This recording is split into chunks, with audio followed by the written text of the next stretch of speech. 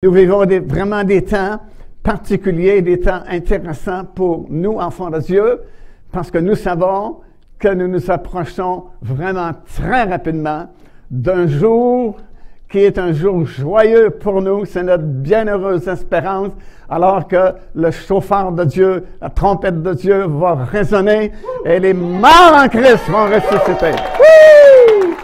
Et la Bible dit, nous les vivants. Est-ce qu'il y a quelques vivants ici ce soir? Nous les vivants. Nous serons changés dans un instant, dans un clin d'œil, et nous monterons dans les airs à la rencontre du Seigneur. Alors, c'est triste de voir ces combats, ce qui se passe, la misère, le trouble, la famine. Et d'un autre côté, ça ne nous réjouit pas. La guerre nous réjouit, mais le retour du Seigneur nous réjouit parce qu'on voit ces signes vraiment qui s'accomplissent autour de nous. Je n'ai jamais vu des temps où on voit des accomplissements prophétiques à répétition. On est vraiment dans un temps d'accélération d'événements prophétiques. Et ces deux réunions, ce soir et demain matin, j'oserais dire que vous êtes privilégiés d'être ici et que vous soyez ici demain matin parce que vous allez recevoir l'information, l'enseignement de la parole de Dieu concernant ce que nous vivons présentement. Et on dit en anglais, la connaissance, c'est la puissance. Knowledge is power. Plus vous connaissez, plus vous vous préparez. Plus vous serez prêts pour ne pas manquer ce glorieux événement. Alors, félicitations à vous d'être ici ce soir. Invitez vos amis, même vos ennemis, s'ils veulent venir demain. On ne sait jamais, vous savez. Souvent, on dit, ben non, je n'inviterai pas telle personne, c'est certain qu'elle ne viendra pas. Mais vous ne savez pas. Vous ne savez pas ce qui s'est passé dans sa vie 48 heures passées ou 24 heures passées. Peut-être qu'il y a un drame qui s'est produit, puis ça lui permet de s'approcher de Dieu. Alors, peu importe la réponse des personnes, invitez. Amen. Dites-le, parce que ces deux réunions seront très importantes pour chacun d'entre nous. Gloire à Dieu. Et, tu sais, ça va tellement mal dans le monde, on n'a pas besoin de prêcher là-dessus, c'est évident. Peu importe où on se tourne, il semble qu'il y a un problème. Les gouvernements, ça ne fonctionne pas comme ça devrait fonctionner. Les banques, ça ne fonctionne pas comme ça devrait fonctionner. On est aux prises avec l'inflation. Le crime monte en flèche. Moralité descend en flèche. C'est comme n'importe quelle institution, on dirait que c'est rempli de problèmes. Mais par contre, nous savons une chose. Jésus revient vraiment bientôt. Écoutez, s'il n'y avait qu'un seul verset dans la Bible qui promettait ça, c'est le verset, moi que je préfère, c'est Jean chapitre 14, le verset 3. Jésus dit, quand je m'en serai allé, je vais vous préparer une place, et puis quand ce sera prêt, je reviendrai. Wouh! Alléluia! Ce n'est pas un apôtre qui le dit, ce n'est pas l'apôtre Paul, ce n'est pas Jean, ce n'est pas Pierre, c'est Jésus lui-même. Il a dit dans Jean 14, 3, « Je reviendrai ». Alors, si Jésus a dit « Je reviendrai », il va revenir. C'est du solide. C'est du certain. C'est pas la parole d'un homme. Souvent, les gens nous donnent leur parole, mais ça ne vaut pas grand-chose, quelquefois. Mais quand Jésus donne sa parole, c'est du solide. C'est du rock. Alléluia. Comme on dit souvent, tu peux aller à la banque avec ça. C'est vrai. C'est sérieux, c'est pas faux. Et il l'a dit, c'est pas moi qui l'invente. C'est pas une église qui a sorti ça comme devise de son église. Non, c'est Jésus lui-même qui parle. Et il dit, je reviendrai. Alléluia. Et la Bible nous a donné beaucoup de signes pour nous prévenir de la proximité, justement, du retour de notre Seigneur Jésus-Christ. Et ce soir, je veux partager 3 événements qui viennent de se produire et qui se produisent présentement, qui nous indiquent fortement que nous sommes très proches, justement, d'un événement très fort qui va se produire.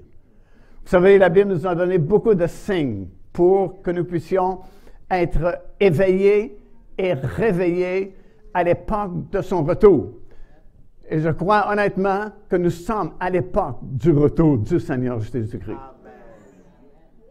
Et parce que nous sommes à l'époque du retour du Seigneur Jésus-Christ, ce n'est pas juste un signe qui arrive ici, puis 5 ans plus tard, un autre signe, mais c'est comme une escalade de signes qui se produisent soudainement, tellement que c'est difficile à suivre tous les signes prophétiques qui s'accomplissent présentement.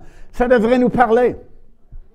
Parce que pendant presque 2000 ans, aucun prédicateur pouvait se tenir derrière son pupitre le dimanche matin et dire « Ah, voyez, il y a une grande chose qui vient d'arriver, c'est un grand signe, Jésus revient bientôt. » Non, il n'y a rien.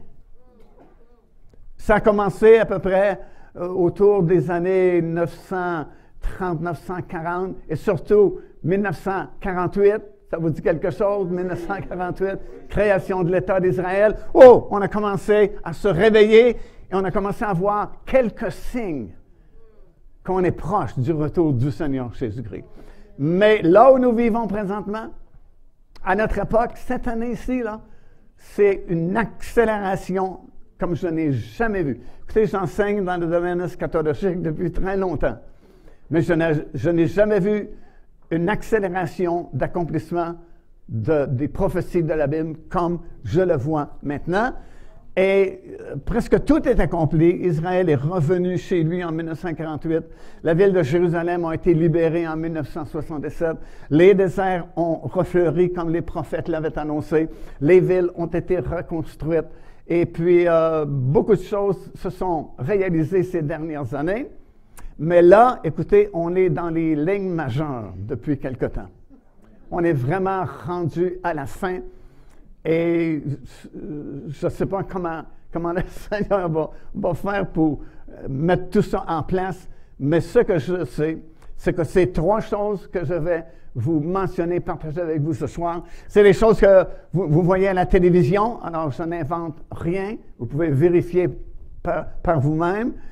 Ces 3 choses me disent, il y a quelque chose de fort qui est sur le point de se produire et l'Église a besoin d'être réveillée, d'être prête. Parce qu'on peut manquer beaucoup de choses si on ne se réveille pas. Habituellement, l'Église dort. La preuve, c'est Matthieu chapitre 25. Jésus dit, voici à quoi va ressembler mon Église dans les derniers jours. 10 vierges qui se sont endormies. Remarquez, les 10 se sont endormies. Il y en a 5 qui somnolaient, puis il y en a 5 qui dormaient profondément. 5 étaient comme assoupis. Assoupir, c'est avant de dormir profondément. C'est comme... Et les autres... Et il parle de son Église au complet. Alors, on a besoin d'entendre une parole prophétique forte dans ces derniers jours pour secouer l'Église. Et dire, Église, réveille-toi, lève-toi, regarde ce qui se passe autour de toi. C'est l'opportunité de ta vie. Parce que quand je vais vous annoncer, probablement pas ce soir, mais demain matin, il y a une grande moisson d'âmes qui doit se faire avant l'enlèvement de l'Église. Il y a des millions de personnes qui, rapidement, soudainement, vont accepter le Seigneur Jésus-Christ dans ces derniers jours. Alléluia! Je sais que c'est difficile à croire pour l'Église, parce que ça fait longtemps qu'on n'a pas vécu de réveil. Mais je vais vous donner les versets de la parole de Dieu. Qui croit à la parole de Dieu? Écoute, si c'est écrit dans la parole de Dieu, il n'y a rien qui peut empêcher l'accomplissement de ce qui est écrit. Et je vais vous donner plusieurs versets demain matin, Dieu voulant, qui prouvent hors de tout doute que cette grande moisson d'âme va se produire avant qu'on quitte cette planète par l'enlèvement de l'Église. Et ça va tellement être grand, glorieux, que ça va changer instantanément la face de l'Église de façon mondiale. Amen. Parce qu'écoute, c'est facile de tomber dans une routine religieuse. Avec le temps, on devient des chrétiens professionnels. Autrement dit, on sait comment ça marche. On sait à quelle heure les réunions débutent, on sait à peu près à quelle heure les réunions terminent, on sait qu'il va y avoir des chants, des annonces, un invité spécial ou le pasteur. On sait comment ça marche. On pourrait rester à la maison et savoir ce qui se passe aux réunions, habituellement. Et ça fait qu'on devient routinier. Et tout ce qui devient routinier devient ennuyant. Il n'y a plus d'excitation. Il n'y a plus de... Il n'y a plus de miracles. Il n'y a plus beaucoup de guérison. C'est la routine religieuse. Mais attention, si dimanche prochain, il venait ici soudainement, miraculeusement, juste 500 nouveaux qui accepteraient le Seigneur dimanche prochain ici. Juste 500 nouveaux. Comprenez-vous? Ça changerait la face de l'Église. Parce que 500 nouveaux, ça vient de casser la routine religieuse. Parce que des nouveaux, c'est du travail, mon ami. Faut que tu les conduises au baptême d'eau. Faut que tu les conduises au baptême du Saint-Esprit.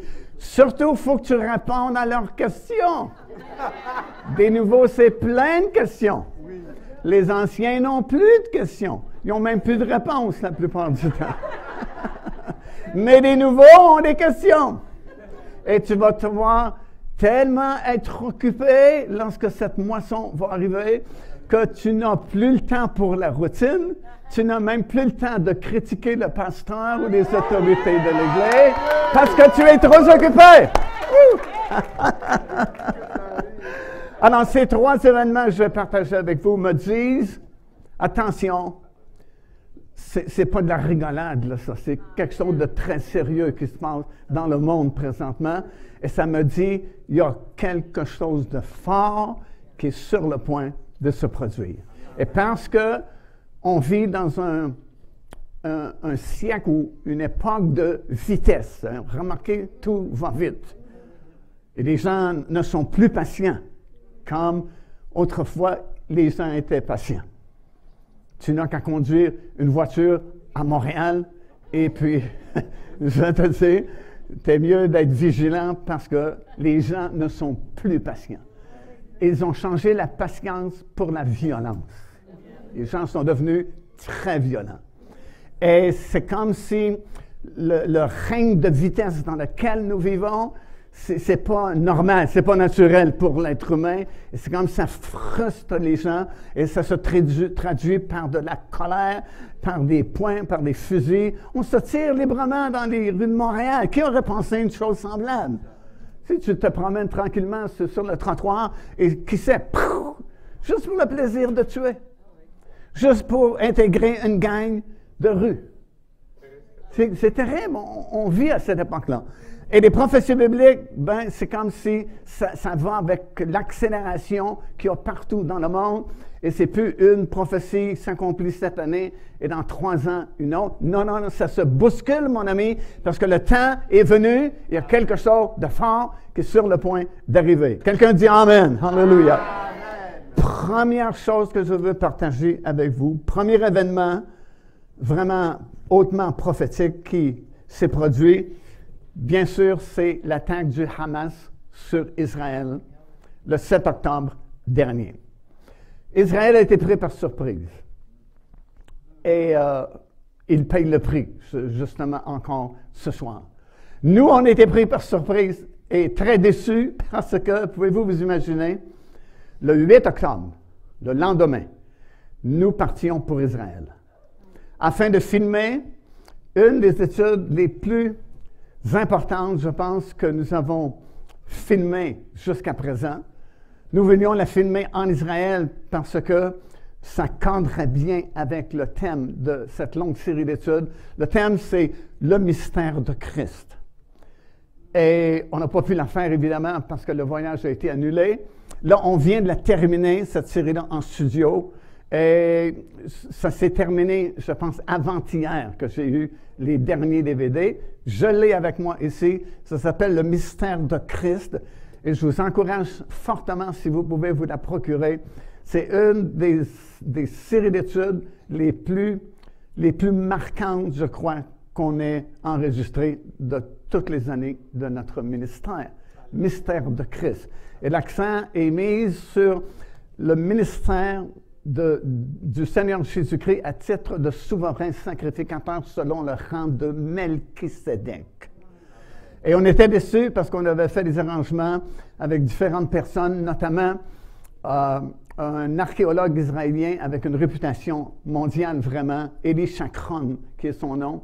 Et c'est lui qui a redécouvert les vestiges de l'ancien temple de Melchisédek. Je ne sais pas si vous vous souvenez, un jour, Abraham, revenant de la victoire contre Sodome, Gomorrhe et les autres régions, a rencontré Abraham.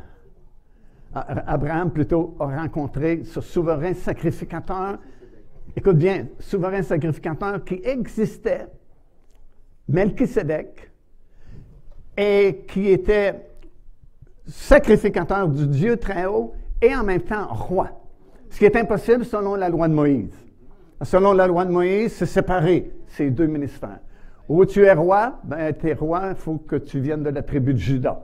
On sait qu'il y a eu d'autres rois à cause de la division, Israël et Juda, qui ne venaient pas de la tribu de Juda, mais ils étaient considérés illégaux parce qu'ils ne sortaient pas de la tribu de Juda.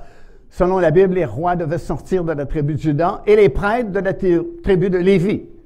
Alors, si tu étais de la tribu de Lévi, tu pouvais être sacrificateur, mais pas un roi. Si tu étais de la tribu de Juda, tu pouvais être un roi, mais pas un sacrificateur, encore moins un souverain sacrificateur. Alors, c'était séparé. Mais Melchisédek remplissait les deux fonctions. Il était sacrificateur du Dieu très haut et roi de Salem. Salem, c'est l'ancien nom de Jérusalem. Alors que Jérusalem n'existait pas encore. C'était Salem. Et Jésus-Christ est venu, non pas selon le rang lévitique, mais selon le rang de Melchisédek. Et on se souvient qu'Abraham a rencontré ce souverain sacrificateur, écoute bien, qui existait, qui était sacrificateur et roi de Salem avant que le peuple juif n'existe. Attention, là, c'est fort, ça. Avant qu'Israël n'existe, avant que le peuple juif n'existe, Dieu avait déjà un souverain sacrificateur et un roi de Salem, avant même qu'Israël n'existe. Alors, l'accent est sur cela dans cette longue série, mais c'est surtout une étude, je me dis, c'est une étude de base, finalement. Tout chrétien devrait savoir ça. Mais honnêtement, je n'ai jamais entendu en français aucun pasteur qui a prêché sur le ministère de Jésus-Christ selon le rang de Melchisédek. Et il y a tellement une richesse qui nous donne tellement une grande assurance quand nous comprenons que nous avons à notre disposition un souverain sacrificateur parfait, qui n'a même pas besoin d'offrir de sacrifice. Il était le sacrifice en même temps que le sacrificateur. Alléluia! Qui a vécu parfaitement, sans commettre de péché, et qui est retourné au ciel à la droite du Père dans les lieux célestes, et qui a dit, tout pouvoir m'a été donné dans le ciel et sur la terre. Comprends-tu? Tout pouvoir. Pas un pouvoir, tout pouvoir m'a été donné, dit Jésus, dans le ciel et sur la terre. Ça veut dire celui qui a le dernier mot dans le ciel et sur la terre, c'est pas Poutine en Russie, c'est pas Macron en France, c'est Jésus-Christ qui a le dernier mot. Alléluia! Alors, on était déçus parce qu'on avait fait des arrangements avec lui et on était pour filmer, justement, parmi les vestiges du temple de Melchisédek et d'autres engagements qu'on avait. Puis, écoutez, le 7 octobre, on était tout fin prêt. Ça faisait 1 an, en fait, qu'on était préparés et qu'on préparait ce voyage. Quelqu'un avait bien voulu financer notre déplacement en Israël et puis le séjour qu'on était pour vivre là-bas et tout le côté technique. Nos caméras étaient prêtes, tout le matériel techno était prêt.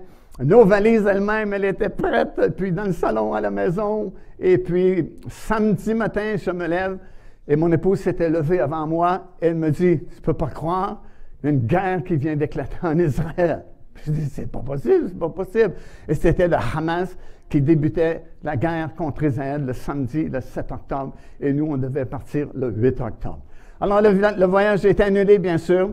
Nos billets d'avion étaient achetés depuis longtemps, et on voyageait avec Air Canada, Montréal, Tel Aviv, et puis le vol a été annulé, comme les vols là, aujourd'hui viennent d'être annulés à cause de l'attaque de l'Iran sur Israël. Et puis, on a raté notre voyage, on était surpris, puis on était déçus, mais finalement, on a pu le filmer et on vient juste de la terminer, cette série-là, il y a quelques jours à peine. Et je vous dis ça parce que ça a pris tout le monde par surprise. Parce que, écoutez, moi, j'ai fait 42 voyages en Israël. La plupart du temps avec des groupes, des voyages en groupe. Puis on a été plusieurs fois aussi pour filmer nos émissions de télévision.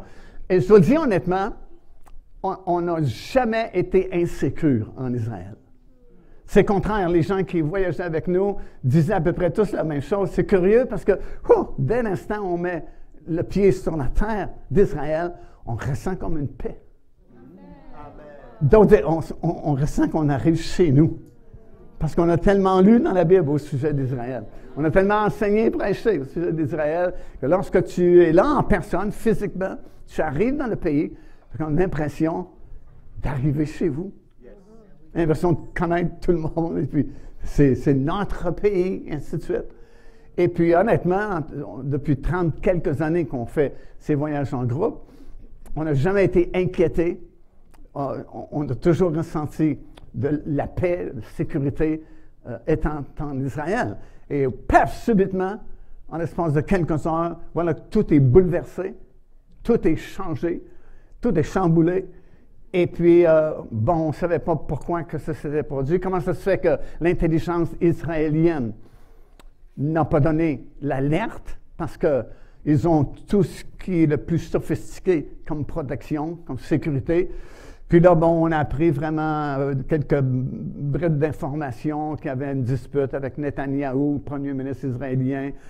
Les gens de l'armée voulaient le mettre à la porte, voulaient se séparer de lui, et puis voulaient faire une espèce de grève, et puis ont été négligents, et ils ont permis au Hamas, justement, de bien se préparer. Et le Hamas en a profité parce que, il n'y avait pas de riposte israélienne. Et puis, ils se sont dit, wow, ils ont baissé la carte, c'est le bon temps de les attaquer. Et ils ont donné deux raisons, finalement. Une publique, l'autre est comme évidente. C'est sûr qu'en passant, le Hamas est soutenu par l'Iran. C'est un proxy de l'Iran, comme quelqu'un de satellite là, qui agit au nom de l'Iran. Tout comme le Hezbollah, qui est au nord d'Israël, ce sont des proxys, là, c'est pas le mot en français, ça dit en français, des proxys de l'Iran. Autrement dit, l'Iran se sert d'eux pour faire ces guerres qu'ils n'osent pas, eux, faire. Alors, on a compris rapidement parce que, écoutez, juste quelques jours avant, peut-être vous avez vu, j'en ai parlé dans une vidéo qu'on a faite pour MCTV tout de suite, là, les quelques jours après la déclaration de la guerre. Cette déclaration a été faite quelques jours à peine après que le premier ministre israélien, Benjamin Netanyahou, s'est présenté à la 78e session de l'ONU à New York. Et là, on était le 22 septembre du mois de l'année 2023. Et puis, tout fièrement, il y avait un grand tableau qu'il a exposé. Peut-être que vous l'avez vu à la télévision parce que ça a été reporté mondialement. Il a montré le nouveau Moyen-Orient, qui est sur le point d'être créé, avait-il dit. Et il a juxtaposé la carte d'Israël en 1948, lorsqu'Israël est devenu un pays, et aujourd'hui, avec l'entente, dit-il, qui sera conclue incessamment dans les prochains jours avec l'Arabie saoudite. Maintenant, lorsqu'on parle de l'Arabie saoudite au Moyen-Orient, c'est comme la maman. C'est la nation mère, si vous voulez. C'est la grande nation, l'Arabie saoudite. Et quand eux disent quelque chose, les autres suivent. Alors, Netanyahou avait, comme il a mentionné, des pourparlers avec l'Arabie saoudite qui étaient répandus, vous savez, dans les journaux, puis tous les médias sociaux en parlaient, qu'il y avait des pourparlers entre l'Arabie saoudite et surtout Israël. Et puis, il a expliqué ce que l'Arabie saoudite proposait à Israël. Proposait à Israël de refaire le Moyen-Orient au complet pour que ça devienne, selon ce qu'il disait, une région prospère et sécuritaire, où tout le monde vivrait en paix et vivrait richement. Bon, c'était comme providentiel. Et puis, donnerait la permission, écoutez bien, donnerait la permission à Israël de construire son temple. Wow. Écoutez, là, c'est sérieux, là, ce qu'on parle. Et ça, je n'invente pas les choses, là, c'était dans les journaux, vous pouvez les lire si vous fouillez sur Internet ou n'importe où, c'est public maintenant. Donnait la permission à Israël de construire son temple et construisait des voies commerciales exceptionnelles pour que l'Europe soit reliée avec le Moyen-Orient et que le Moyen-Orient soit relié avec l'Inde et avec l'Afrique. Comme vous savez probablement, déjà l'Arabie saoudite est en pleine construction de la ville de Neom, qui sera la plus grande, belle et riche ville du monde, qui sera entièrement contrôlée par l'intelligence artificielle. Et vous pouvez voir les travaux sur Internet. Ils ont déjà commencé depuis peut-être 1 an, 2 ans maintenant. Et ça va bon train. Et ça va être une ville extraordinaire selon les standards du monde d'aujourd'hui. Et Neom était pour être connecté avec Tel Aviv. Et puis Tel Aviv connecté avec l'Europe. Et devinez qui est en dehors de ça? Les ennemis farouches d'Israël, comme l'Iran, allô, et la Turquie, qui ne sont pas et qui n'étaient pas du tout d'accord avec ce projet formidable pour le Moyen-Orient. Parce qu'au Moyen-Orient, comme vous le savez sans doute, il y a une guerre depuis de nombreuses années pour savoir qui aurait le pouvoir du Moyen-Orient.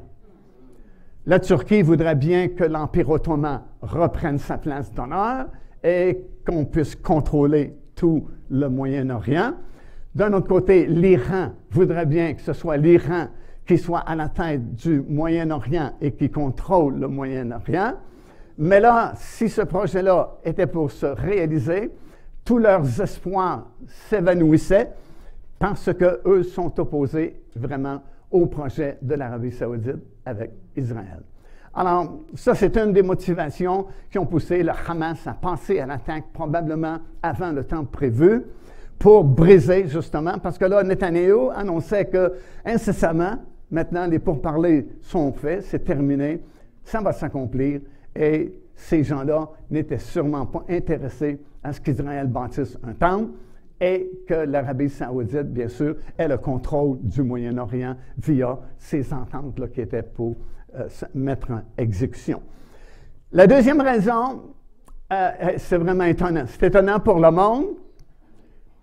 C'est étonnant pour la plupart des chrétiens parce qu'il y a très peu de prédications qui ont été faites là-dessus. D'ailleurs, j'en ai jamais entendu, moi non plus, en français. Mais pas pour eux, parce qu'eux sont vraiment connectés à la Bible. C'est curieux. Parce que tu as le monde arabe qui vit juste à côté d'Israël. Israël, on l'appelle le peuple du livre, en parlant de la Bible. Mais tu as l'islam qui est voisin d'Israël et qui connaît beaucoup la Bible, plus que la plupart des chrétiens. Pourquoi est-ce qu'ils connaissent la Bible? Parce qu'ils opposent le Coran à la Bible. Alors, pour contredire la Bible, il faut qu'ils comprennent ce qui est écrit dans la Bible, ou du moins qu'ils sachent ce qui est écrit dans la Bible pour contredire par le Coran. Alors, eux sont très au courant des choses divines, des choses surnaturelles et des choses bibliques, contrairement à la plupart des chrétiens qui se contentent, comme je dis il y a quelques minutes, de venir à l'église quand il y a des réunions spéciales ou le dimanche matin, et c'est juste une routine parce qu'on est devenus des chrétiens, quoi? Professionnels. C'est bon, vous suivez. Alléluia. Alors, c'est quoi cette deuxième raison qu'un grand officier du Hamas a dit publiquement devant les télévisions, les journaux? À cause, dit-il, de la génisse rousse. Je vois par votre silence que vous ne savez pas trop de quoi je parle. Pourtant, c'est dans votre Bible. C'est dans Nombre, chapitre 19. Parmi les nombreux sacrifices qu'on devait faire sous l'Ancienne Alliance, il y avait ce fameux sacrifice qui s'appelait le sacrifice de la génisse rousse. Alors, il fallait avoir une génisse rousse qui était offerte entre l'âge de 2 ans et 1 jour et 3 ans. Et on gardait les cendres de cet animal et on se servait des cendres de la génisse rousse pour purifier ceux qui, sous l'Ancienne Alliance, avaient touché un cadavre, un mort, et devenaient impurs. Alors, s'ils étaient impurs, ils ne pouvaient plus aller au temple. Ils ne pouvaient plus obéir à la loi de Moïse parce qu'on ne le laissait pas entrer dans les portiques du temple. Alors, il fallait qu'ils soient purifiés par les cendres de la vache rousse ou la génisse rousse. Également, lors de la fête du Yom Kippour, la fête des expiations, le souverain sacrificateur prenait de l'eau de la piscine de Siloé, mélangeait les cendres de la vache rousse dans l'eau de la piscine de Siloé et faisait l'aspersion debout sur la montagne des Oliviers, qui était située juste en face de la porte dorée, qui, elle, est juste en face du temple, qui était construit direction est-ouest, et il fallait qu'il voie par l'ouverture des portes dorées, qui n'étaient pas bloquées à l'époque biblique, et il faisait l'aspersion des cendres de la vache rousse mélangées avec l'eau de la piscine de Siloé pour la purification des prêtres qui recommençaient une autre année de sacrifice. Alors ça, c'est sous l'Ancienne Alliance. C'est certain qu'aujourd'hui, on n'a plus besoin de ça parce que ce n'était qu'une image du Seigneur Jésus-Christ qui, lui, par son sang, nous purifie parfaitement. Amen. Mais eux, le peuple juif, majoritairement, ils ont rejeté le Seigneur Jésus-Christ lorsqu'il est venu. Ils ont dit, ce n'est pas lui, notre roi. Nous allons attendre un autre roi. Alors, parce qu'ils ont rejeté le Seigneur Jésus-Christ, encore aujourd'hui, écoute, on est en 2024, et ils sont encore sous l'Ancienne Alliance. Ils ne peuvent même pas suivre vraiment l'Ancienne Alliance exactement comme Dieu voulait que ça se passe dans l'Ancien Testament, parce qu'ils n'ont pas de temple, ils n'ont pas de sacrificateur, et ils ne peuvent pas faire sacrifice non plus. Les lois sont contre ça de nos jours. Alors, ils ne peuvent même pas respecter à la lettre la loi de l'Ancien Testament, mais parce qu'ils sont vraiment têtus concernant le Seigneur Jésus-Christ, ne veulent jamais le reconnaître comme leur Messie, ils sont toujours sous l'Ancienne Alliance. Alors, c'est pourquoi il y a eu ces recherches, parce que vous savez, il y a une institution en Israël qui s'appelle l'Institut du Temple, qui a été fondée en 1987 par le rabbin Ariel, et qui a ouvert ses portes l'année suivante en 1988. 1988, c'est la première année où on a fait le premier voyage en groupe en Israël. Et déjà, je savais que ça venait d'ouvrir. J'ai demandé à mon guide, j'aimerais visiter l'Institut du Temple qui vient d'ouvrir. Mon guide ne savait même pas que ça existait à Jérusalem. Alors, il faut venir du Canada pour t'apprendre des nouvelles qui se passent chez toi à Jérusalem.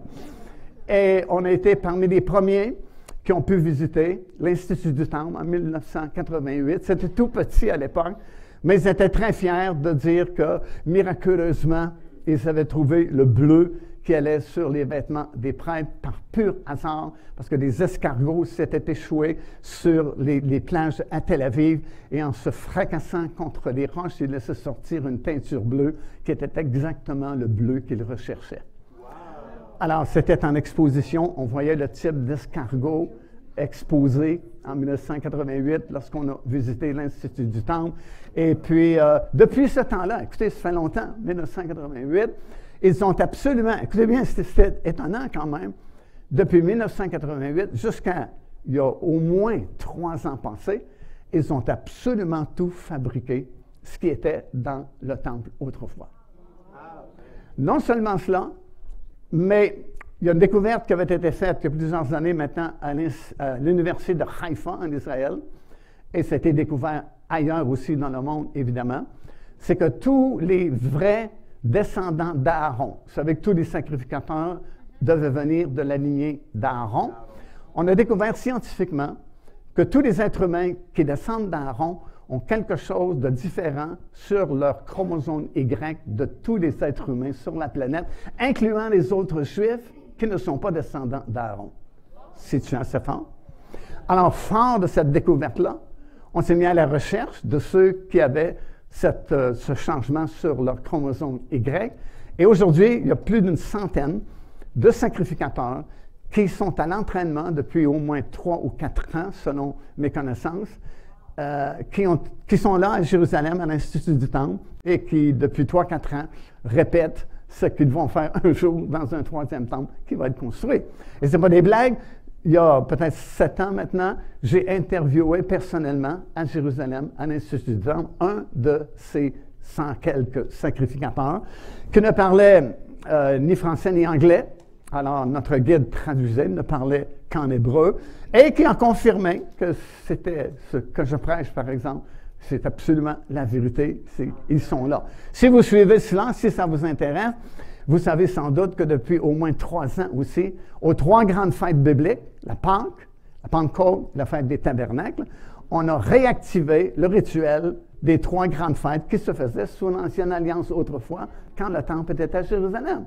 Vous pouvez voir ça live sur Internet de nos jours, sur le site de l'Institut du Temple. Ils ont même un volet en français maintenant qui vous explique ces choses-là. Et à chaque grande fête d'Israël, il y a toujours une cérémonie qui se fait à Jérusalem avec ces sacrificateurs-là qui sont réels en chair et en os et qui sont devenus experts dans toute la connaissance du rituel des services au temple. C'est là, sous nos yeux. Souvent, les chrétiens dorment, tu ne savent même pas que c'est là. Puis, c'est parce que si ça existe, c'est parce qu'il doit y avoir quelque chose en quelque part qui va arriver. Parce qu'ils ne font pas ça pour le plaisir. Ils ne font pas ça juste parce qu'ils n'ont rien à faire. Ils disent, tiens, on va fabriquer tout ce qu'il y avait dans le temple. Juste pour le fun. Non, ce n'est pas pour le fun, mon ami. Ils sont déterminés à être des instruments pour bâtir un 3e temple sur l'esplanade du temple à Jérusalem. Et ils sont à un cheveu de le faire parce que si la guerre n'avait pas éclaté, l'Arabie saoudite peut-être aurait confirmé cette alliance-là et donné le feu vert à Israël de passer à l'action et de construire le temple. Pouvez-vous vous imaginer? On vit ça à notre époque. Dans notre génération, ça se passe sous nos yeux. On n'a pas d'excuse. Si on manque l'enlèvement, ce n'est pas parce que Dieu ne nous prévient pas, puis il ne met pas des néons qui flashent. Regarde mon église, regarde mon église, regarde. Hein? C'est quoi? C'est quoi qu'il dit le prédicateur, là? C'est le temps de se réveiller. C'est le temps d'ouvrir nos yeux. C'est le temps d'être vivant. Alléluia. L'Église vivante du Seigneur Jésus-Christ. Le témoignage le plus puissant de Dieu qu'il y a sur cette planète. Bon, si vous n'êtes pas convaincu, il n'y a pas d'amène. Je ne sais pas. Qu'est-ce que je vais faire? Alors, écoute, un haut placé du Hamas ose dire publiquement, devant les caméras, le monde entier, que c'est à cause de la jeunesse russe, parce qu'eux savent que s'ils pensent en action et ils sacrifient une jeunesse russe, ben c'est une grande motivation de bâtir le temple, parce que là, on peut purifier la population qui pourrait venir au temple. Et c'est pourquoi il a dit, ils veulent attaquer El-Aqsa. El-Aqsa, c'est la petite mosquée au sud du dôme du rocher. Le dôme du rocher, là, toujours l'image de Jérusalem qu'on voit là, la grosse coupole dorée. Ça, c'est le dôme du rocher. Au sud du dôme du rocher, la petite mosquée d'El-Aqsa. Mais souvent, surtout en islam, on appelle tout l'esplanade du temple, où se trouve le dôme du rocher et la mosquée d'El-Aqsa, on appelle ça El-Aqsa. Quand on dit El-Aqsa, ça comprend tout le territoire, toute la superficie de l'esplanade du temple. Alors, ils ont dit, ils veulent détruire El-Aqsa. Pourquoi détruire El-Aqsa? Parce que s'ils font le sacrifice de la jeunesse russe, il n'y a plus rien maintenant qui vont les empêcher de construire le temple. Et pour eux, si les Juifs construisent le temple, ils font sauter le dôme du rocher. Il n'y a plus, on bâtit un temple à sa place. C'est la peur qu'ils ont. Probablement que le temple va être construit sans détruire le dôme du rocher. Parce que pour plusieurs, surtout M. Kaufman, qui est un archéologue israélien, le temple était situé juste à côté d'où se trouve le dôme du rocher. Et ça fait beaucoup de sens parce que juste à côté du dôme du rocher, cet espace est vide, c'est curieux. J'ai marché plusieurs fois sur cet espace-là et il n'y a aucun édifice, aucune construction, sauf le dôme des tablettes, qu'on voit quelquefois. C'est un dôme avec des barres là, qui descendent jusqu'à terre. Ça s'appelle le dôme des esprits ou le dôme des tablettes. Et traditionnellement, ça marquerait l'endroit où était le lieu très saint. Alors, si vous êtes debout ici sur la montagne des Oliviers, en face de vous, c'est la Porte Dorée. Entre la Porte Dorée et vous, il y a la vallée du Cédron. Là, c'est la Porte Dorée. De l'autre côté de la Porte Dorée, c'est l'esplanade du Temple. Et le Temple était construit juste en face de la Porte Dorée. Donc, quand le souverain sacrificateur, une fois par année, mélangeait des cendres de génisse rousse dans l'eau de la piscine de Siloué, il était juste sur la montagne des Oliviers. Il voyait au travers la Porte Dorée qui n'était pas bloquée à l'époque biblique et il l'aspergeait juste en face du temple qui était construit. Donc, on pourrait construire le temple au même endroit sans toucher au dôme du rocher. D'ailleurs, dans Apocalypse chapitre 11, ça semble confirmer la thèse du archéologue Kaufman, parce que ça dit dans Apocalypse 11, « Va mesurer le temple ». Mais ne mesure pas le parvis extérieur, parce qu'il est laissé aux nations qui le fouleront à leurs pieds pendant 3 années et demie des 7 années de tribulation. Alors, si vous êtes debout sur la montagne des Oliviers, le temple est juste en face de vous. Devinez où se trouve le parvis extérieur? Sur votre gauche, où se trouve précisément le dôme du rocher. Alors, il dit, mesure ça ici, ne mesure pas là, parce que ça, c'est laissé aux nations. Donc, les deux peuvent coexister pendant les 7 années de tribulation. Alors, c'est leur grande crainte parce que, devinez quoi? Le 15 septembre 1922, 5 génisses rousses sont arrivées à Tel Aviv, expédiées depuis l'État du Texas aux États-Unis. Elles sont parfaites, elles sont roux, uniformes, et les 5 ont été accueillis avec grande joie par les rabbins d'Israël. Ça a passé dans tous les journaux, peut-être vous l'avez vu. Sinon, on a fait des émissions de télévision avec ces 5 génisses-là. Je pense que justement, samedi dernier ou ce samedi, vous pouvez le voir si vous allez sur notre site web. L'émission passe aujourd'hui où on voit les 5 génisses qui sont accueillis à Tel Aviv par des rabbins. Et puis, parmi les 5 qui ont été reçus en Israël au mois de septembre 23, il y en a 4 actuellement qui se sont qualifiés pour être offerts en sacrifice. C'est-à-dire qu'elles sont parfaites, elles sont cachères, elles n'ont pas aucun poil d'une autre couleur. Ça, c'est une exigence qu'ils ont.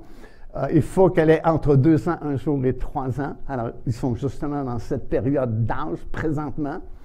Et c'est pourquoi c'était comme une excitation vraiment très forte parmi les rabbins en Israël, parmi les gens de l'Institut du Temple, parce que, écoute, ça fait depuis 1980 qu'ils cherchent une génisse rousse.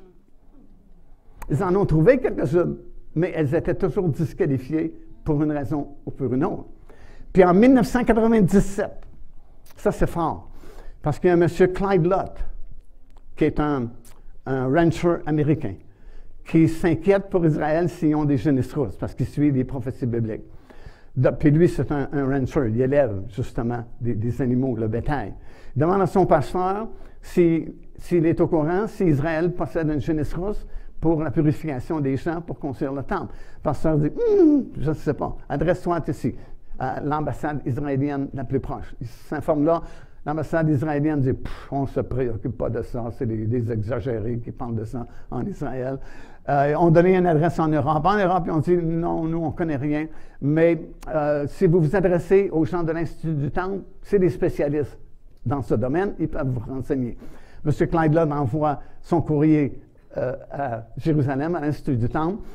On met ça à M. Richman. M. Richman, c'est le rabbin en chef de l'Institut du Temple. Il est encore là en fonction de nos jours.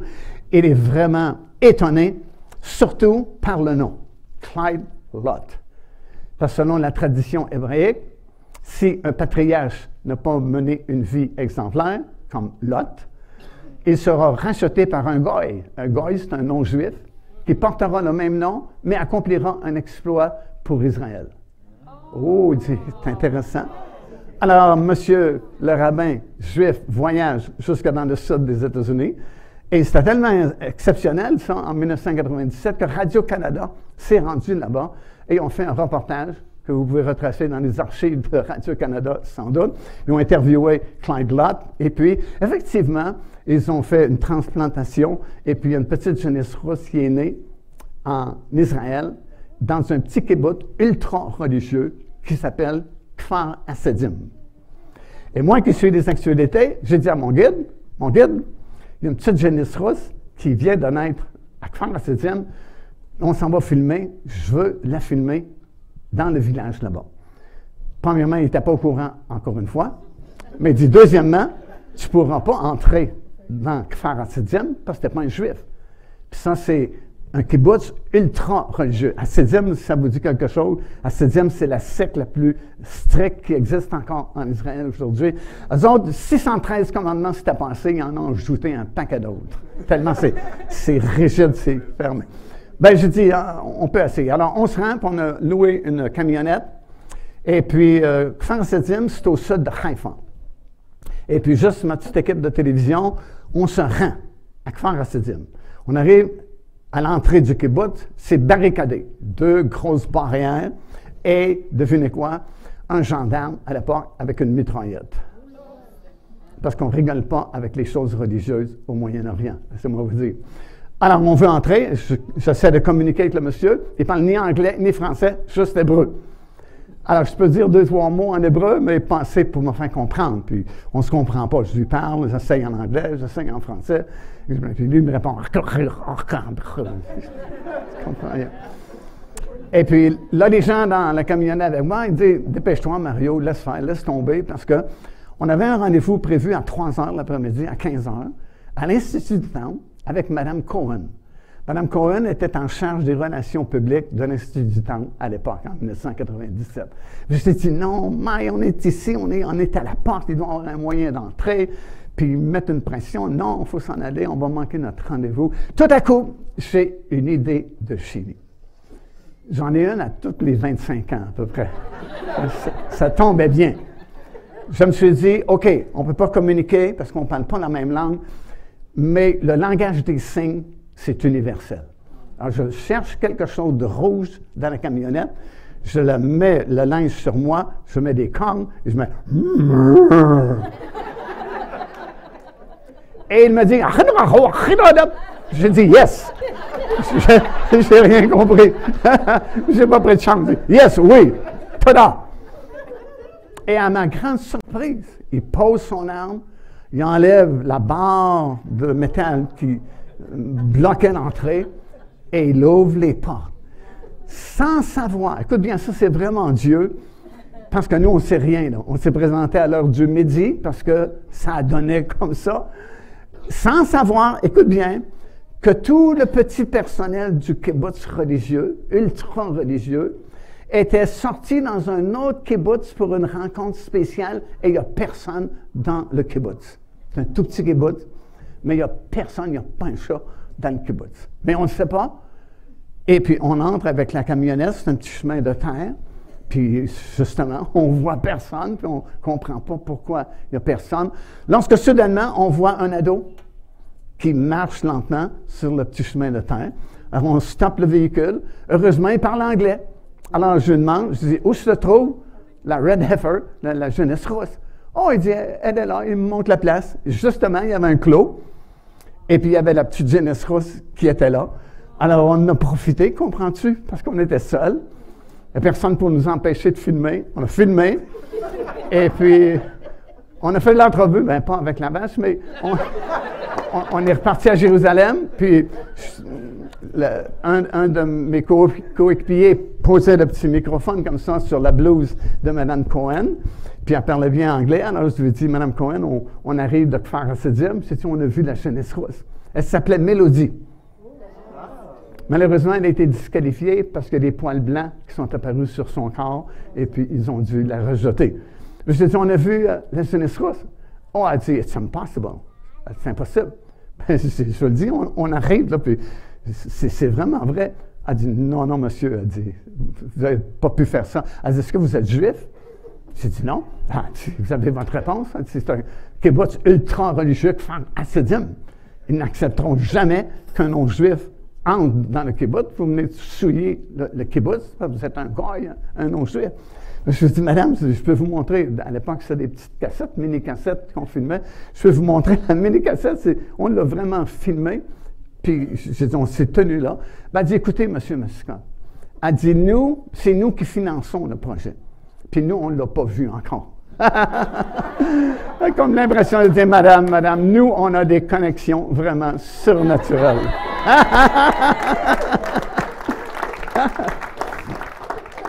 Alors, comprenez, c'est quelque chose pour eux de très fort depuis 1980.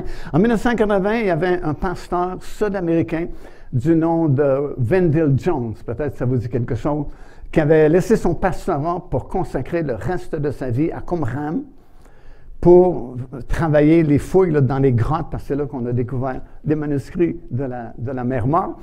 Puis lui, il cherchait surtout les cendres de la dernière Jeunesse rousse qu'on avait offerte en sacrifice, lorsque le temple a été détruit en l'an 70. Alors il s'est dit, sûrement qu'un sacrificateur dans le groupe qui a protégé les cendres, qui les a cachés, surtout à Qumran, parce que c'est là où on a découvert le plus de choses qui appartenaient au temple de Jérusalem. Puis il a consacré le reste de sa vie à faire des fouilles dans les grottes de Qumran pour retrouver les cendres de la Bachua.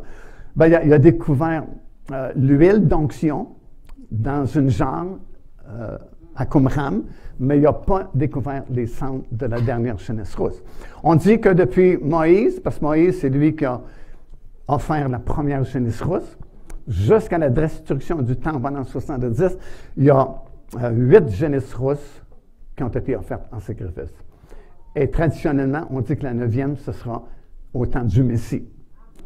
Alors, on n'a jamais retrouvé les cendres de la dernière Jeunesse rousse qui existait en l'an 70.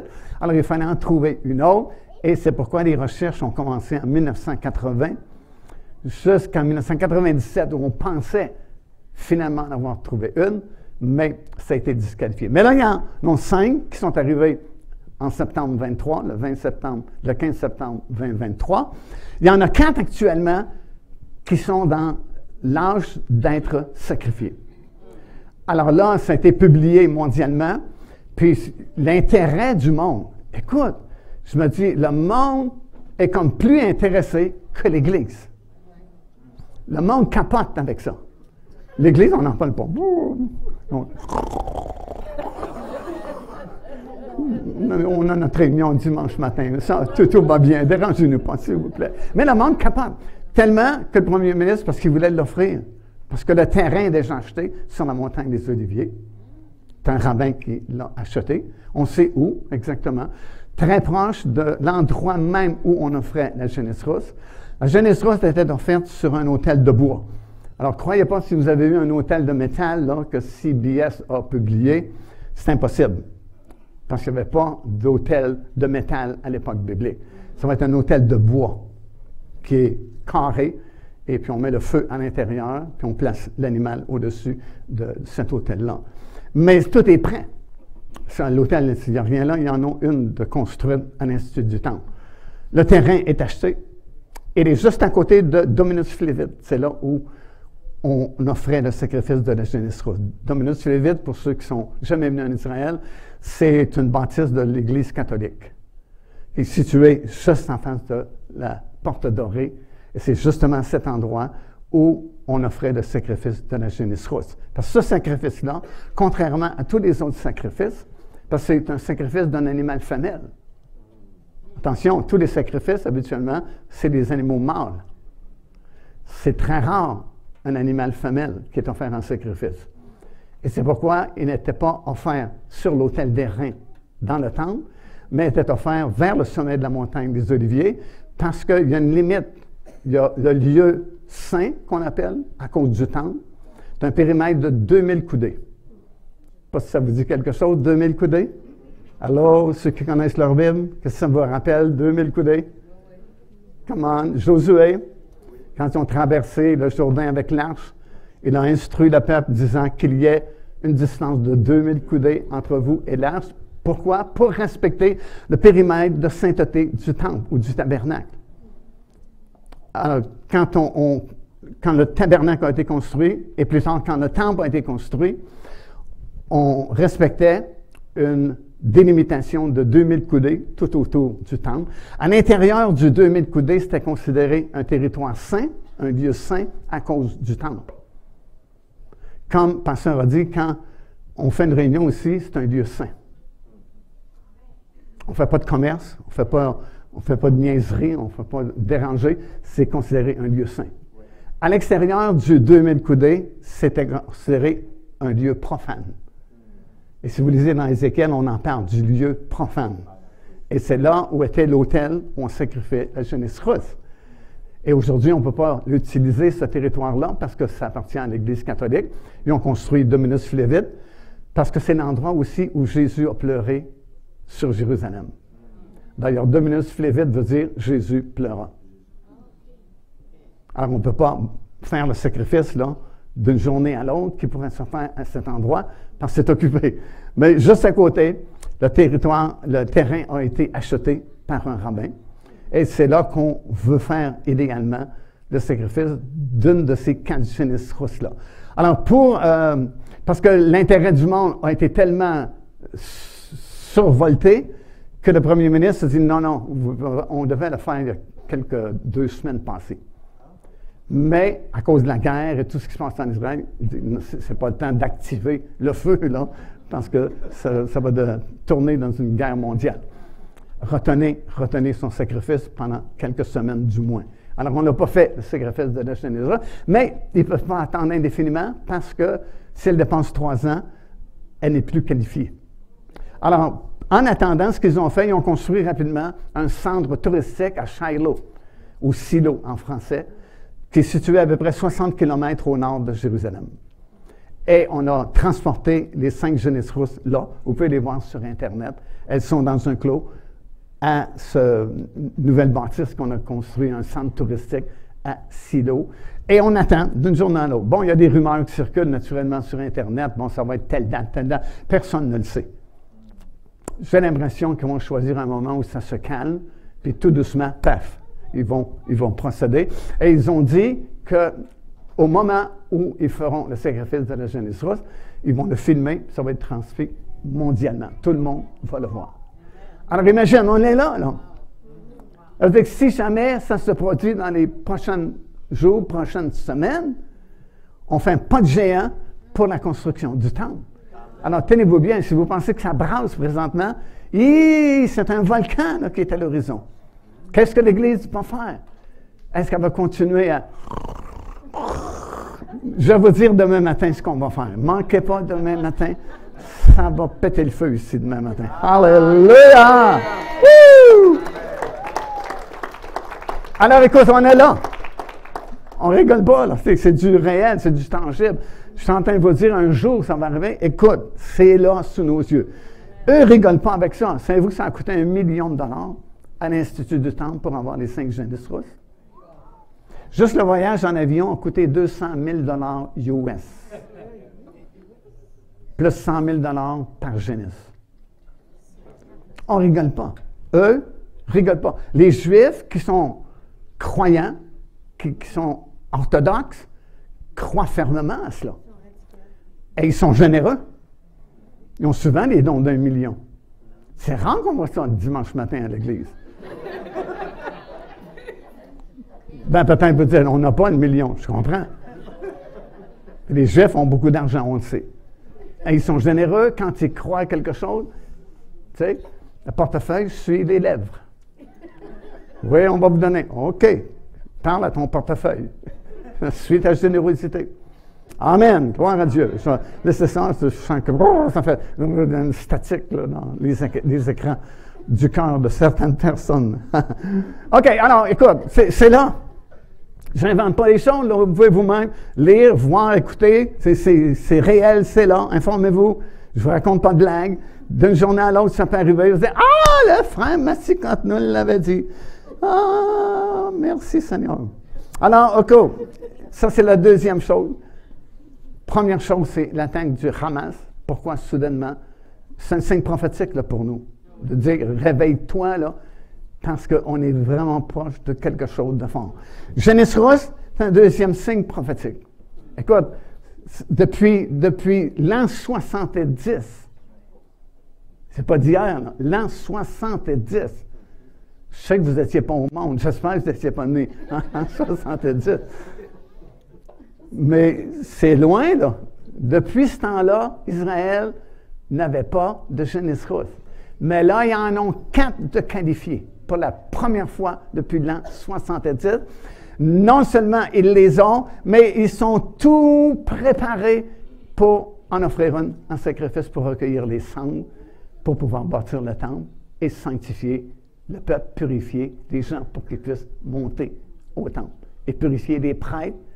Puis, il y en a actuellement, on m'a dit, je pense que c'est 4 ou 5 sacrificateurs qui sont purs, qui n'ont jamais touché un cadavre ou ils n'ont jamais enfreint les lois qui concernent la pureté en Israël, qui pourraient officier à la cérémonie du sacrifice de la jeunesse russe. Puis récemment aussi, vous avez vu sur Internet, l'Institut du Temple a dit qu'ils ont trouvé aussi un jeune homme, un jeune sacrificateur descendant d'Aaron. Puis vous voyez sa photo qui se tient juste devant le centre touristique à Silo que je viens de vous parler, là, qui serait qualifié aussi pour présider à la cérémonie de jeunesse. Alors, on sait qu'ils font ça pour rien. Écoute, je ne dis pas ça là, pour dire que c'est beau ce qu'ils font. Non, ils font ça absolument pour rien. C'est des images de Jésus-Christ, puis il est venu, puis il a tout accompli ça. Mais eux ne comprennent pas ça. Et d'un autre côté, il fallait que ça arrive, parce que selon la Bible, ils vont en avoir un temple. Puis s'il y a des gens qui vont aller au temple, il faut qu'ils soient purifiés, donc il faut qu'il y ait une généreuse qui soit trouvée en quelque part. Comprends-tu? Il faut que les prophéties s'accomplissent. On n'est pas en train de dire qu'ils font bien ou ils font mal. On dit qu'ils font ça pour rien, parce que ça ne purifiera pas les gens. Écoute, moi, j'ai un livre à la maison du rabbin, justement, de l'Institut du Temple.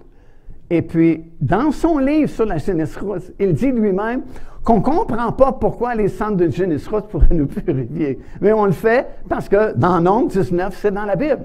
Bien, à l'époque, c'était comme une image de celui qui viendrait un jour et qui purifierait parfaitement par son sang parfait versé sur la croix de Golgotha. Wow, c'est quelque chose. Rapidement, en terminant, troisième signe que je vois, annonciateur de quelque chose de fort qui est sur le point de se produire, c'est qu'il y a une nouvelle pression sur Israël pour accepter la création d'un État palestinien. Je n'ai jamais vu une pression faite sur Israël comme on voit présentement.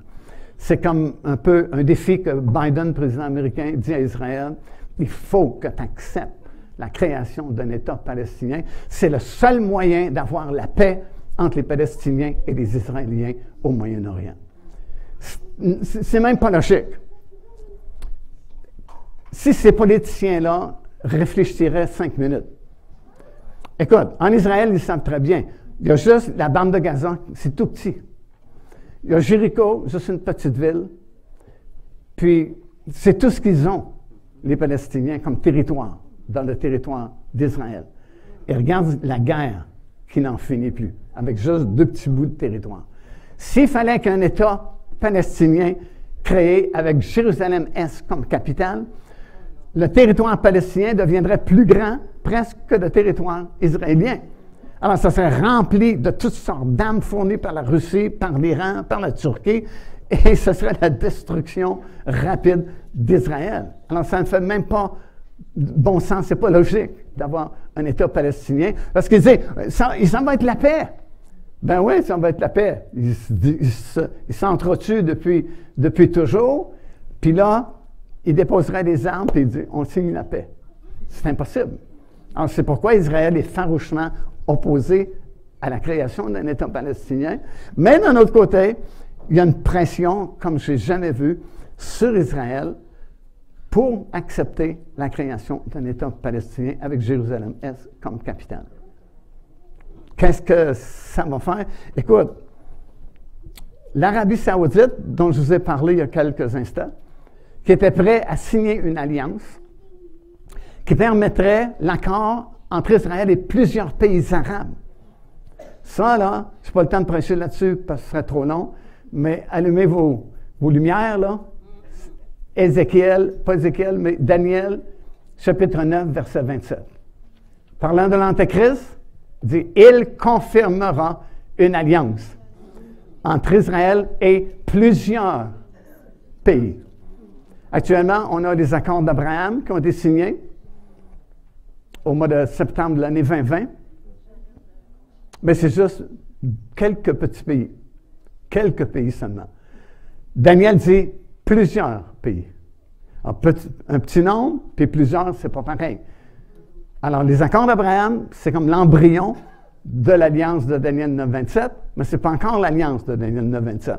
Mais si on signait avec l'Arabie Saoudite, de nombreux pays arabes sont prêts à embarquer dans l'alliance. Là, on aurait une alliance entre Israël et plusieurs pays arabes. Il resterait juste à confirmer, et ça, c'est l'Antéchrist qui le fait. Là, mon ami, on est parti. Jusqu'à présent, il n'y a jamais eu une alliance conclue entre plusieurs pays arabes et Israël. Mais là, on était sur le point d'en avoir une quand la guerre du Hamas a éclaté. Mais l'accord tient toujours. Les pourparlers se font derrière les coulisses, malgré la guerre.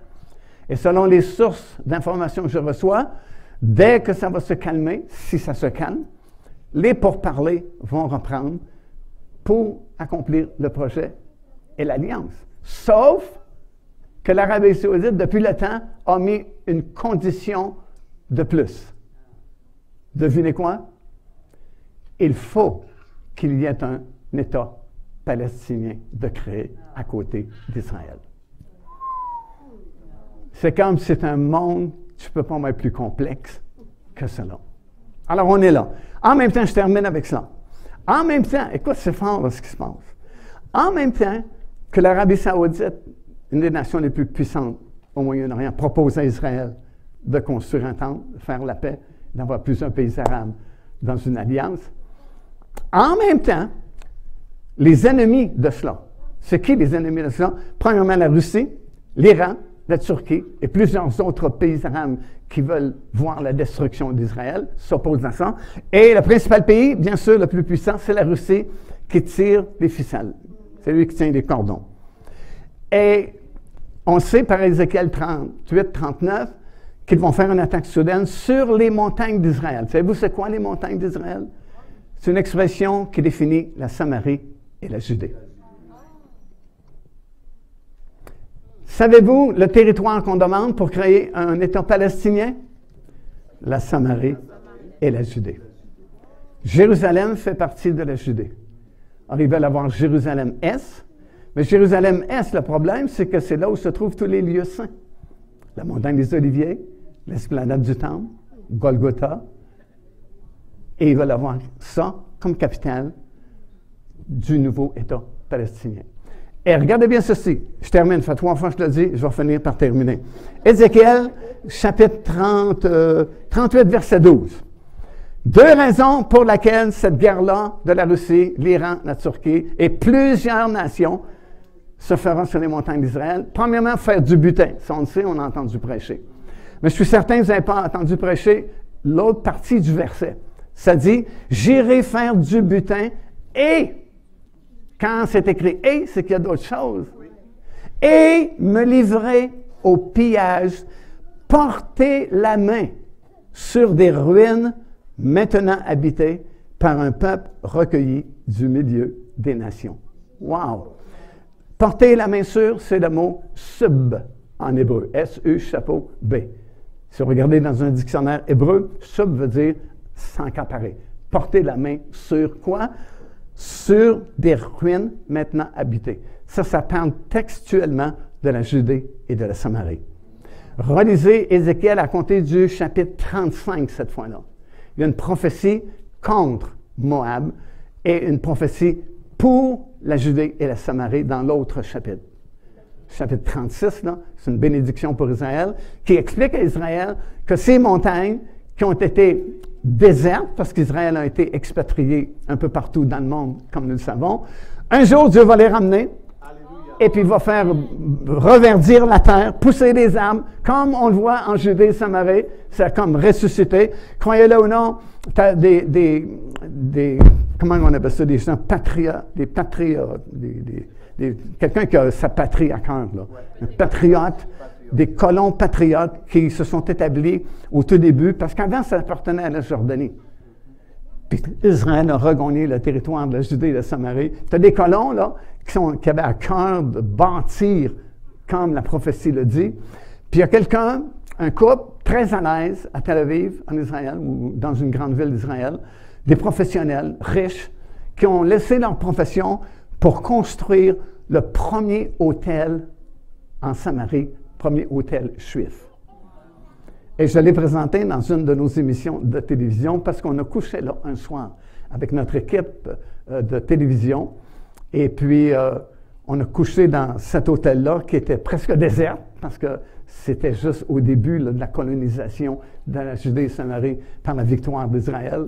Et puis, le monsieur qui était le propriétaire et le constructeur, et il nous lâchait plus dans la soirée pour nous parler comment ça s'était fait, comment il avait osé construire un hôtel dans un territoire qu'il venait de récupérer de la Jordanie. Et puis, tu as un verset dans Jérémie que je ne me souviens pas par cœur, là, la sorte d'arbre qui va pousser.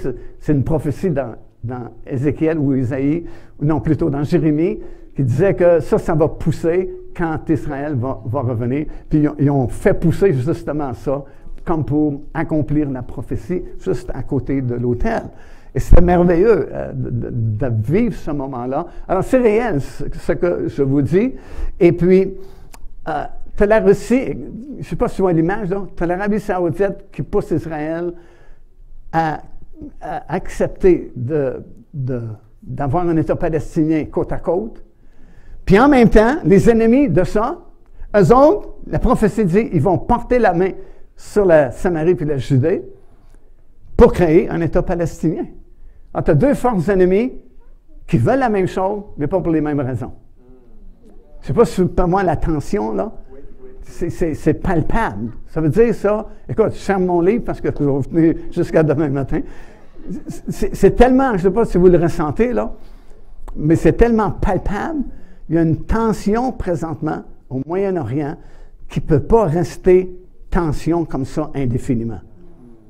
Soit que ça se règle tout par la paix, ce qui serait vraiment étonnant, ou que ça s'en va justement à Gog et Magog. Puis mon ami là, fais tes bagages parce que ça va retentir à un moment donné. Alléluia! On n'est pas loin de ça, mon ami. On n'est pas loin de ça, mon ami. Alléluia! Puis, écoute, qu'est-ce que ça veut dire tout ça? Ne riez pas, je vais terminer. Encore? Combien me donne 2 minutes? OK, 2, 4, 6, 8, 15, 25, 30. J'en ai pour 1 heure. Non, ça me blague. Écoute bien, il faut que je te lise ce verset en terminant. Joël, écoute ce que Dieu dit. Je ramasserai ou rassemblerai toutes les nations et je les ferai descendre dans la vallée de Josaphat. La vallée de Josaphat, c'est la vallée du Cédron. Là, j'entrerai en jugement avec elles au sujet de mon peuple, Israël, mon héritage. As-tu remarqué? Mon peuple, mon héritage, qu'elles ont dispersé parmi les nations. C'est vrai, tu as des Juifs qui ont été dispersés partout, et ici même au Canada. Et au sujet de mon pays, quand tu vas en Israël, tu vas dans le pays de Dieu. Pas moi qui le dis, c'est lui.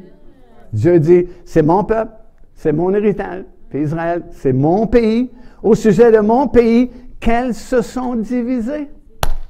Attention, messieurs les présidents de pays et les premiers ministres des nations, quand vous coupez la terre d'Israël, vous vous enlignez avec la prophétie que Dieu dit, un jour je vais vous rassembler dans la vallée de Josaphat, puis je vais vous faire payer parce que vous avez séparé mon pays, vous avez touché à mon pays. On ne rigole pas avec Dieu. On peut s'en sauver pour un bout de temps. Ben, il y a une caisse enregistreuse au bout du comptoir. C'est comme dans les libres services. Tu sais, tu peux manger comme tu veux, puis tu prends ce que tu veux, mais il y a une caisse à l'autre bout. Il faut que tu payes. Et Dieu dit, attention, qu'est-ce que tu fais avec mon pays? Tu te penses bien faire, hein? Tu règles mon pays, tu dis non, ça appartient plus à Israël. Non, tiens, on va donner ça à telle nation. Dieu dit, attention, nation, tu joues avec mon pays. Un jour, je vais vous rassembler dans la vallée de Josaphat, puis je vais régler mon compte avec vous, parce que vous avez partagé mon pays. Alors, c'est sérieux, la parole de Dieu. C'est pas une rigolade, comprends-tu?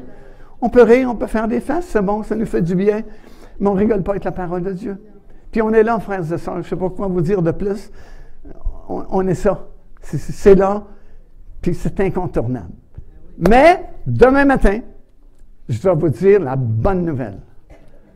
Je vais vous dire, ça va être l'heure, écoute bien là, l'heure la plus glorieuse de toute l'histoire de l'Église. L'heure la plus glorieuse. Je te garantis que dans très peu de temps, oui, amen. Il me dit de continuer. Non. Ouais. Mais écoute bien. C'est pas des blagues que je fais, là, c'est sérieux. Ça va être l'heure la plus glorieuse de l'Église. Alléluia. Puis je vais vous expliquer pourquoi demain. Puis vous allez être obligés d'être d'accord avec moi parce que je vais vous le montrer dans la parole du Seigneur. Si c'était juste Mario Mascotte, ben on doute. Mais si je vous le dis par la parole du Seigneur, c'est que c'est vrai. Amen. On se lève, s'il vous plaît, en terminant. Wouh! Alléluia. Est-ce qu'on peut donner une bonne main d'applaudissement au Seigneur? Wouh!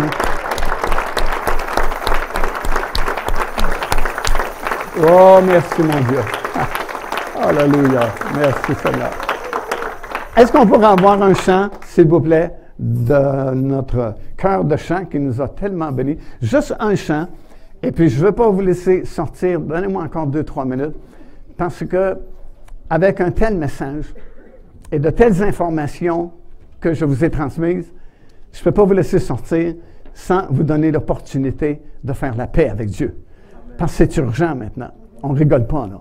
C'est des affaires très sérieuses que je viens de parler. Puis c'est pas quelque chose que j'invente. Vous pouvez tout vérifier ça dans les journaux, sur Internet, dans les médias d'information. Ils disent tous la même chose. Mais s'il y a une personne ici, ou plusieurs personnes, qui n'ont pas fait la paix avec Dieu, tu n'as pas accepté vraiment le Seigneur Jésus-Christ. Tu as juste une religion, un semblant de religion, ou tu n'as pas de religion du tout, tu te fous de tout. Écoute bien, si tu es ici, ce n'est pas par hasard. Dieu a permis que tu sois ici, que tu entendes ce message-là, parce que l'heure est avancée. On est presque arrivé à minuit, et ça dit à minuit, wow, le Seigneur est revenu, et beaucoup ont été pris par surprise et ont manqué l'enlèvement de l'Église. Alors, si tu n'as pas donné ton cœur, si tu n'as pas donné ta vie au Seigneur Jésus-Christ, sors pas d'ici sans le faire, parce que ça va être tellement une bénédiction pour toi, pour les tiens, pour ta famille, pour ceux qui te connaissent, que tu ne peux pas vraiment avoir d'autres seigneurs et d'autres sauveurs que le Seigneur Jésus-Christ. Bouddha ne peut rien faire pour toi. Krishna ne peut rien faire pour toi. Tout ce qu'ils peuvent faire, ces messieurs-là, c'est de donner une ligne de conduite, puis de faire ton effort, essaye de faire du bien. C'est pas ça que Jésus dit. Jésus dit, je vais te donner ma vie à ta place, puis si tu m'acceptes, tu es sauvé, tu es pardonné, tu as la vie éternelle, puis tu vas être dans ce royaume éternel que bientôt, je vais établir sur toute la surface de la planète. Si tu me rejettes, si tu dis non, je n'ai pas besoin de ça, ben, tu vas être obligé de payer le prix, comme je dis. Dieu dit, sache qu'un jour, je vais te faire rendre compte. Alors, je ne veux pas tomber sur le jugement de Dieu. Ça dit que c'est une chose terrible de tomber entre les mains du Dieu vivant. Mais je préfère être en Jésus-Christ parce que lui, il a subi la condamnation à ma place. Le jugement qui devait tomber sur moi parce que j'étais un pécheur est tombé sur Jésus. Et si je l'accepte, je suis pardonné, je suis sauvé, j'ai la joie dans mon cœur, j'ai la paix. Il peut se passer n'importe quoi sur la planète, ça ne dérange pas ma paix, ça ne dérange pas ma joie, parce que je suis sauvé, pardonné, aimé par Dieu. Il est mon berger, il est mon sauveur, il est mon protecteur, il est mon rédempteur, il est mon médecin, il est mon avocat. Wouh! Alléluia! Je peux pas demander mieux. Et tout ça, c'est gratuit. Tout ce que ça coûte, c'est Seigneur, je t'accepte comme mon Seigneur et mon Sauveur. Pardonne mes péchés et fais le cadeau instantanément. C'est pas des paiements tous les mois, c'est gratuit, mon ami. Il a payé le prix sur la croix de Golgotha. Alors, en terminant, vraiment, j'aimerais qu'on ferme nos yeux partout dans cette salle. Combien de personnes, honnêtement, diraient ce matin, oui, c'est vrai, frère Massicon, J'ai besoin d'être sérieux avec Dieu. Je vois, comme tu as prêché, toutes ces choses. C'est incontournable. C'est inévitable. Et je veux faire la paix avec Dieu. Je veux me ranger de son côté et je veux entrer dans cette gloire qu'il nous a promis. Si c'est ton cas, montre-moi ta main rapidement. Juste lève la main où tu es. Juste oui, oui, oui, oui, oui, oui. Combien d'autres? Oui, oui, oui. Combien ici? Oui. Combien d'autres? Je n'en veux pas, c'est le temps. Oui, merci, monsieur. Combien d'autres? Oui, madame. Oui, oui, oui. Écoutez ce qu'on va faire rapidement. Rapidement. Tous ceux qui ont levé la main pendant que nos sœurs vont chanter quelque chose, vous venez ici me rencontrer, on va faire juste une prière tout ensemble, puis ça va être réglé une fois pour toutes, pour l'éternité. Gloire à Dieu. Amen. Gloire au Seigneur. Alléluia. Encouragez les N'ayez pas peur. Venez. Tous ceux qui ont levé la main. Tous ceux qui ont levé la main, venez, s'il vous plaît. Tous ceux qui ont levé la main peuvent venir. Merci, Seigneur. Merci, Jésus. Venez. Gloire au Seigneur. Oh, est-ce qu'on peut faire un chant pendant qu'il s'approche? Oh, merci, Jésus. Amen. Oh, hallelujah.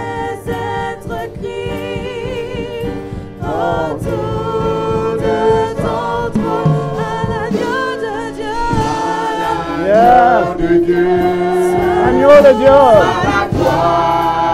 À toi la gloire. À l'agneau. La victoire. Amen. À l'agneau de Dieu. Sois le règne pour tous les siècles.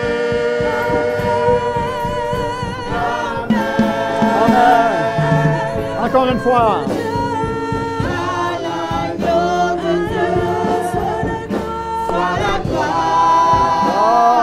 Gloire à l'agneau de Dieu. À l'agneau de Dieu. La victoire.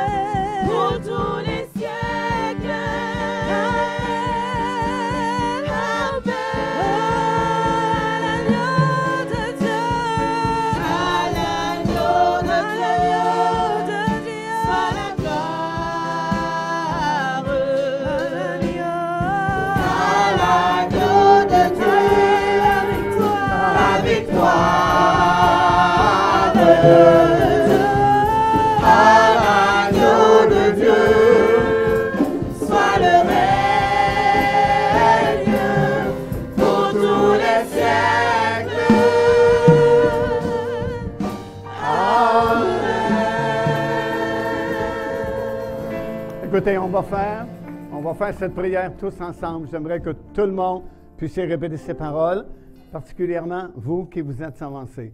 Mais je crois qu'il y a d'autres personnes.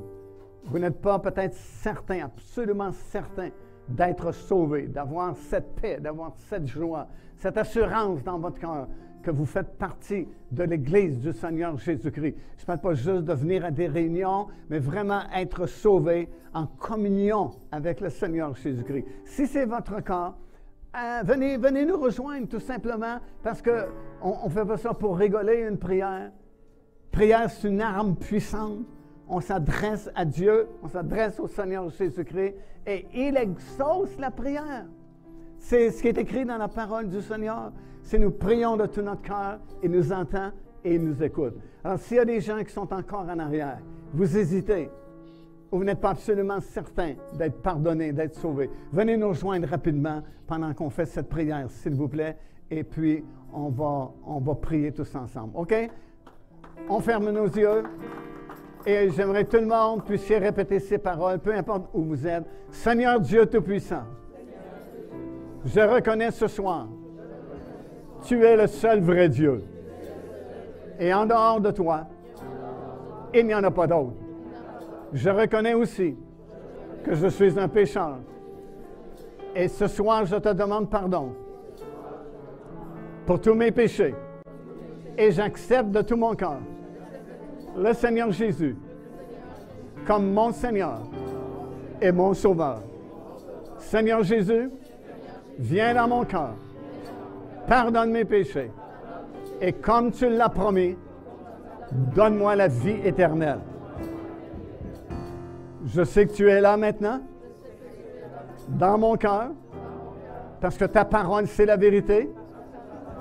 Et c'est pourquoi je peux dire de ma bouche, je suis pardonné, je suis sauvé, j'ai la vie éternelle.